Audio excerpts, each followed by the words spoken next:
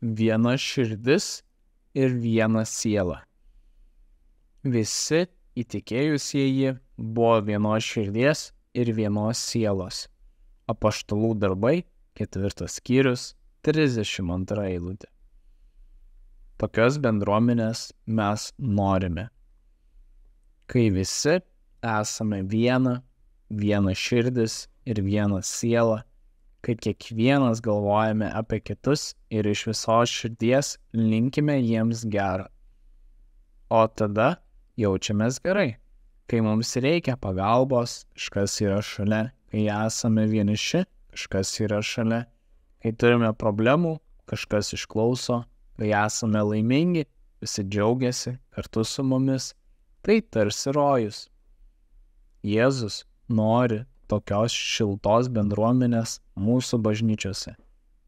Tačiau jis žino mūsų problemą, mūsų didelis storas ego trukdo ir griauna šią šiltą bendruomenę.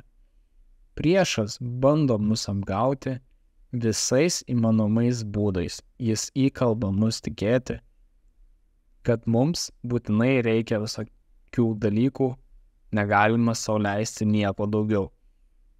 Jis didinamuoju stiklu rodo mums kitų žmonių ydas, tarsi mes patys būtume angelai.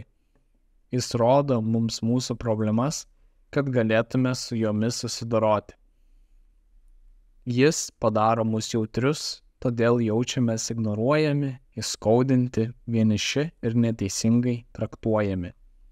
Taip, priešas pamaitina mūsų riebų ego, kad rūpintumėmės tik savimi ir tada bendravimas tampa nebe nuoširdus, o rūstus, garsiai pasigirsta priekaištai, vyksta kova dėl valdžios, žmonės stumia save į priekį, prasideda gandai, santuoka nebėra šventa, taip, tai labiau pragaras nei dangus. Priešas džiaugiasi ir trina rankas, o Jėzus stovi liūdnas ir nusiminęs.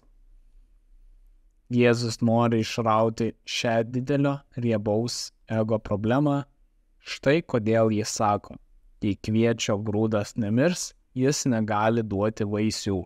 Jei mylite savo gyvenimą labiau už mane, negyvensite, bet mirsite. Ateikite pas mane ir atneškite man savo naštas, nes aš jas nešu. Imkite ant savęs mano naštą, nes ji lengva, aš atėjau, kad turėtumėte gyvenimo perteklių. Pats Jėzus pradeda statyti bažnyčias, kurios tikrai yra jo bažnyčios.